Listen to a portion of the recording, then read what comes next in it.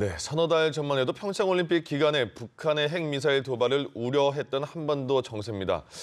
무슨 일이 일어날까 이런 걱정도 있었는데요. 4월 남북 정상회담에 이어서 또 5월 북미 정상회담이 현실화할 것으로 예상되고 있는 가운데 또 유의해야 할 변수들도 주목이 되고 있습니다. 네, 이와 관련해서 두 분의 전문가와 함께 자세히 짚어보겠습니다. 고유환 동국대 북한학과 교수 그리고 홍현익 세종연구소 수석 연구위원 나와 계십니다. 네, 어서 안녕하세요. 오세요. 예, 안녕하십니까. 안녕하세요. 예.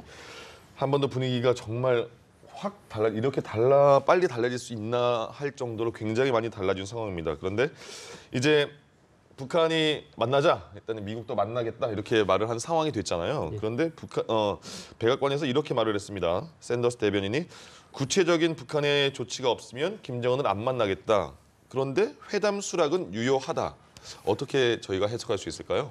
네, 이번에 정상회담 합의 과정을 보면 예.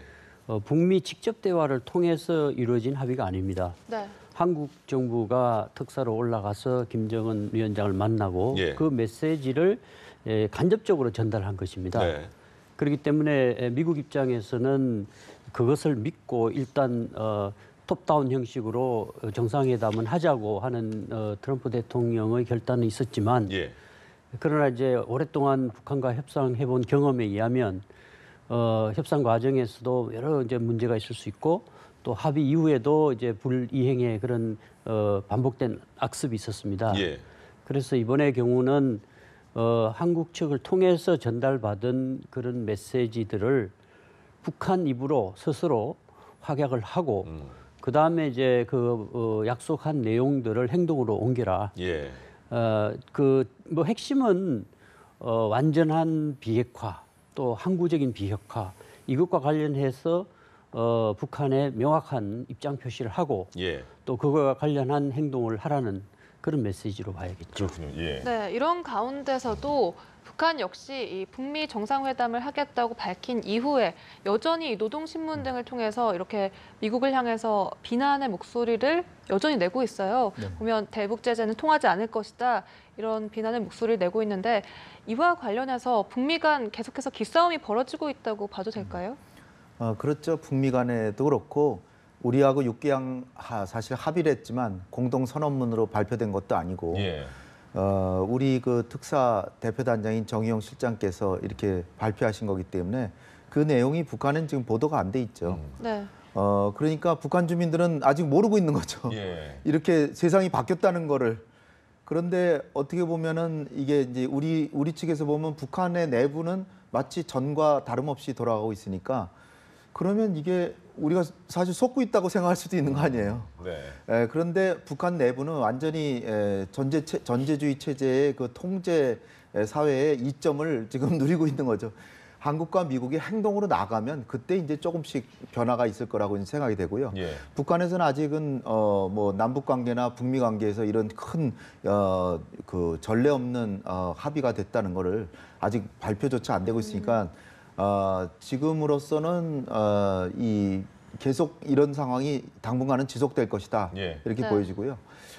이것을 발표했을 때 최상층부는 자기들이 이제 전략적 유연성으로 이렇게 합의를 했지만 군부 같은 데서는 아직도 이게 좀 충격적으로 받아들여질 수도 있고 예. 그리고 만에 하나 이제 이게 상황이 돌이켜졌을 때 북한 지도부는 오류가 없어야 된다는 것이 그래야 이제 그 지도자가 얘기를 하면 무조건 따를 수 있는 그런 분위기가 되잖아요. 예. 근데 만약에 한국이나 미국에서 북한이 원치 않는 변화가 일어나서 이것이 흐름이 바뀐다고 할 때 우리 지도자가 실수할 때도 있구나 이렇게 해서 되니까 좀 조심하는 모습이다고 보고요. 예. 이렇게 북미 간에 뭐 제재가 부당하다, 또 뭐 언제든지 미국에 대적할 수 있다, 뭐 이렇게 얘기를 하는 거는 아직은 주민들에게는 이렇게 얘기하는 게 유리하다라고 생각해서 그런 식으로 선전을 하는 게 아닌가 이렇게 생각이 됩니다. 그렇군요. 네. 이 상황에서 또 미국도 북한에 대한 제재는 계속할 것이다 이렇게 말을 했으니까 또 노동신문에서 그렇게 말한 것 같기도 하고요. 이런 상황에서 아까 고 교수님께서 북미 간의 직접적인 접촉이 없는 상황에서 일단 서로가 받아들인 상황이다 말씀하셨잖아요. 그래서 그런가요? 리용호 북한 외무상이 스웨덴을 방문할 것이다 이렇게 말을 했는데 스웨덴은 어떤 장소길래 스웨덴에 저희가 집중을 하는 겁니까? 주로 평양 주재 그 스웨덴 대사관이 예. 북한과 미국 사이에 수교가 되지 않은 상황에서 연락 사무소도 개설이 되지 않는 상황에서 예. 주로 이제 미국의 입장을 전달하는 창구 역할을 한 것으로 알고 간접 있습니다. 통로가 되는 거군요. 네. 예. 그리고 이제 스웨덴은 중립 국가로서 그런 이제 중요한 어떤 분쟁 해결에 역할을 했고 예. 또 우리 정전 질서 유지에도 일정한 역할을 하고 있는 것으로 알고 있는데요.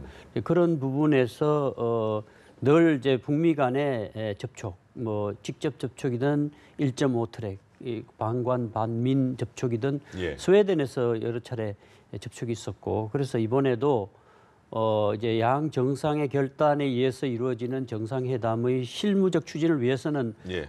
양 그 외교 장관이 만날 수밖에 없겠지요. 그래서 이제 이용호 외무상과 틸러슨 국무장관이 조만간 아마 만날 가능성을 두고 예. 그런 이제 발표가 이루어진 것 같습니다. 지금 틸러슨 장관의 경우도 해외에 그 지금 체류 중에 그렇습니다. 주무장관도 모르는 새 지금 예. 북미 정상회담 합의가 발표됐기 때문에 아마 매우 당혹해 할 것 같긴 한데요. 네. 네. 그래서 이제 앞으로 의제, 장소 이런 것을 둘러싸고 이제 상당한 그 실무적 접촉이 필요하고 예. 그래서 앞으로 수주간 걸릴 것이다라고 틸러슨 장관이 이미 얘기한 적이 있는데요. 예. 이제 그런 의미에서 어떤 그 양 정상들의 정상회담을 성공적으로 치르기 위해서는 실무적으로 어느 정도 정리될 부분들은 상당 부분 정리되고 예. 최종적으로 만나서 이제 정치적 결단을 요구하는 몇 가지 부분만 회담을 통해서 결정하면 되도록 정리가 돼야 되죠. 예. 정상회담의 경우는 대체로 그런 전례인데요. 근데 네. 이번의 경우는 이례적으로 위로부터 결단이 이루어지고 네. 이제 아래로부터 실무적인 절차들이 진행되는 과정이라고 하겠습니다. 하나만 더 여쭤볼게요. 콩 박사님도 그 조금 전에 이제 교수님이 말씀하실 때 좀 당황스럽긴 합니다. 뭐냐면요, 말씀하신 것처럼 주무장관도 전혀 모르는 상황에서 트럼프 대통령이 굉장히 뭐 통큰 결단이라고 해야 됩니까? 즉각 반응을 해서 받아들인 거잖아요. 그래서 그들도 지금 당황해하고 있고 이런 트럼프 대통령의 반응은 저희가 어떻게 봐야 될까요? 당황한 사람들이 아마 백악관 참모들이 제일 당황했을 겁니다. 예, 예. 사실은 그렇게 강경하게 나가다가 대통령이 갑자기 그 우리 정의용 실장하고 맥메스터 보좌관하고 서훈 원장님하고 이제 2+3 30회담이라 미국 사람들 그렇습니다. 엄청나게 많이 모여서 예, 예. 2+2 하다가 이제 미국 사람들 더 많이 모여가지고 예. 브리핑 하고 있는 도중인데 갑자기 들어오라고. 그렇습니다. 그래서 정의용 실장께서 우리가 만나본 김정은을 이제 설명해주고 김정은의 메시지라는 게 이제 만나면 성과가 분명히 있을 것이다라는 진정성이 보이더라. 예. 근데 트럼프 대통령이 그 말을 듣고 그럼 만나보자 이런 그러니까요. 거예요. 예. 아니, 참모랑 상의도 안 하고. 그러니까 제가 볼 때는 트럼프 밑에서 장관 하려면 그 정도는 항상 각오하고 있어야 되는 거예요. 항상 왔다 갔다 하는 것에 대한 마음의 각오를 하고 예. 이렇게 대비해야 돼. 근데 벌써 여러 달 동안 그 참모를 했기 때문에 저런 게 뭐 어제 오늘 우리는 이제 남북 관계나 이 북핵 문제만 보니까 그렇지 예. 다른 문제도 뭐 널뛰게 하는 게 한두 개가 아니거든요. 뭐 이민 문제나 뭐 이런 것까지도. 예. 그래서 참모들도 당혹했을 텐데 이제 수습에 좀 나선 모습입니다. 수습에 나선 게 뭐냐면 미국의 입장에서 보면은 자기네들이 북한한테 직접 들은 것도 아니잖아요. 네.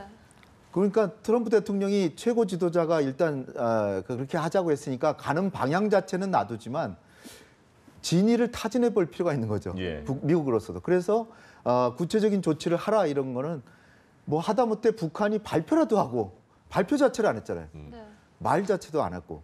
그러니까 이제 지금 뭐 리용호가 이제 스웨덴에 가면은 예. 뭐 틸러슨이 지금 아프리카 있으니까 우리가 알 수는 없지만 스웨덴에 들리면 거기서 접촉이 이루어질지 모르지만 어쨌든 북한으로부터 직접 말을 들어야 될 거 아니에요. 예. 말을 듣고 그 다음에 말만 가지고도 또 부족하다는 거죠. 행동으로 뭔가 보여야 되는데 행동할 게 별로 없어요. 네. 왜냐하면 북한이 지금 약속한 게 북미 대화가 되는 동안에는 이 핵과 미사일 실험은 안 한다는데 그거를 과거에 작년에도 작년 9월부터 그 조셉윤이라고 이제 대북정책특별 대표 육자회담 예. 대표가 북한이 60일 동안만 그 도발 안 하면 우리하고 대화할 용의가 있는 걸로 간주한다 이렇게 했는데 60일이 넘었는데도 70일 넘어서도 미국이 대화할 생각을 못 한 거예요. 왜냐하면 예. 조셉윤은 하고 싶은데 백악관에서 승인이 안 떨어지니까. 그런 상황에서 이 그 조셉윤은 이제 그만두게 됐죠. 예. 그러니까 결국은 북미 간의 이 신뢰라는 게 북한의 입장으로 봐서는 섣불리 이렇게 행동을 해봐야 미국이 받아주지 않을 것 같고 네. 또 미국의 입장에서는 그 당시 명분이 뭐였냐면 도발 안 하겠다라고 말을 하고 60일이 돼야 되는데 예, 예. 도발을 안 하겠다는 얘기를 안 하고 그냥 했으니까 카운트가 시작이 안 됐다. 그렇습니다. 네. 그래서 오히려 테러 지원국으로 지정했거든요. 그러니까 이제 북미 간에 지금 큰 틀에서의 정상회담 합의됐지만 갈 길은 아직 멀다. 진짜로 5월 달에 정상회담이 될 가능성이 지금 높아 보이지만 예, 예. 네.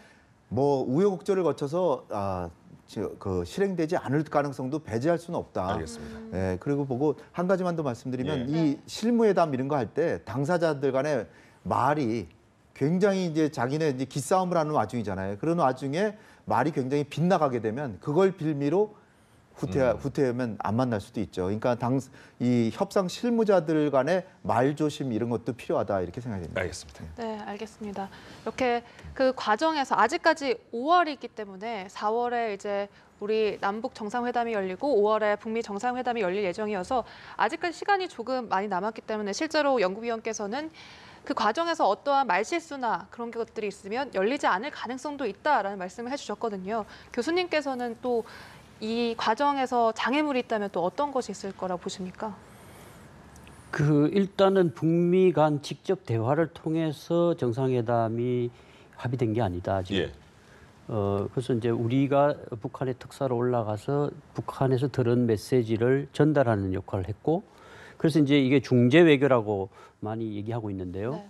그러니까 중재 외교라는 것은 어떻든 양 당국이 만날 수 있도록 좋게 분위기를 잡을 수밖에 없겠죠. 네. 그래서 이제 여러 가지 그 의제 중에서도 해석을 어떻게 하느냐에 따라서 좋게 해석할 부분도 있고 나쁘게 해석할 부분도 있는데, 그러니까 중매하는 사람이 중매를 성사시키기 위해서 양측의 얘기를 양측에다 좋게 얘기할 수가 있죠. 예. 그런데 이제 실제로 만나 보니까 그 중매한 사람의 얘기가 좀 다를 수도 다르더라. 있고요. 예. 이런 데서 생기는 오해가 생길 수 있는 부분이 있어서 아직은 좀 조심스럽긴 하지만 예. 이 김정은 그 위원장과 트럼프 대통령의 통치 스타일을 봐야 되겠죠. 네. 그 통 큰 지도자의 어떤 통치 스타일을 보이고 네. 또 자기가 어떤 그 결정하고 모든 것을 움직일 수 있는 힘이 있는 지도자라는 걸 보여주려고 하는 그런 공통점이 있습니다. 예. 그렇기 때문에 그 결단을 했는데도 불구하고 이행이 안 되면 리더십에 타격이 올 수밖에 없습니다. 네. 그런데 마침 이제 미국도 그 11월 중간 선거가 있기 때문에 네. 트럼프 대통령도 뭔가 성과를 낼 그런 시기죠. 예. 그래서 이번에 무엇보다 중요한 것은 미국이 그동안 대북 정책의 방향을 정하지 못하고 있었어요. 그러니까 예를 들어서 틸러슨이라든가 매티스 같은 대화파가 있고 예. 맥메스터라든가 펜스 부통령 같은 이 강경파가 있었고, 그래서 그 둘 사이에 이제 뭐 여러 가지 그 엇갈린 정책 그 지향점이 나왔는데 예. 이번에 이제 우리 특사들이 가서 트럼프 대통령으로 하여금 대화로 방향을 잡게 하는데 결정적 역할을 했다. 그게 아주 역사적 의미가 있는 그런 그 외교 행보였다고 볼 수 있습니다. 알겠습니다. 네. 자, 그리고 남북 정상회담은 이제 판문점 우리 측 지역에서 열리는 것도 굉장히 역사적인 의미인데, 그럼 과연 북한과 미국은 어디서 만날 것인가, 언제 만날 것인가? 뭐 워싱턴 얘기도 나오고 평양 얘기도 나오고 우리나라 얘기도 나옵니다. 어떻게 네. 예상할 수 있을까요? 저는 가능성이 한 70%는 평양, 네. 20%는 워싱턴 DC, 네. 10% 정도는 판문점 이렇게 네. 될 것 같은데 정치적인 효과를 트럼프 대통령이 11월 달에 중간선거에서 승리하려고 반드시 그거에 제일 머릿속에 꽉 차 있거든요. 예. 그러면 북미 정상회담도 이런 그 11월 선거에 도움이 되는 이벤트로 만들고 싶어 할 텐데 김정은이 미국으로 온다 그러면 그렇게 큰 이벤트는 안 될 것 같아요. 예. 오히려 트럼프가 정말 악마의 소굴이라고 할 수 있는 또 뭐 감옥 국가라고 할 수 있는 그 본거지인 평양을 역사상 미국 현직 대통령으로서 처음 방문한다. 이거는 굉장히 세계적인 주목을 받을 거고, 그러니까 평양으로 갈 가능성이 제일 크고, 전직 대통령들은 평양으로 다 많이 간 사례가 있잖아요. 뭐 카트라든지 클린턴이라든지. 예. 그런데 지금 김정은이 미국으로 올 수도 있다라고는 본래는 거의 없었는데 예. 네. 김정일이라면 없는데 김정은이라면 가능한 게 김정은은 비행기 타는 걸 두려워하지 않고 비행기 네. 타는 걸 오히려 네. 즐기는데 자기 전용기로는 미국까지 가는 게 위험해요. 태평양이 떨어질지도 몰라요. 비행기 전용기라고 있는 게 네. 굉장히 불안정하니까 예.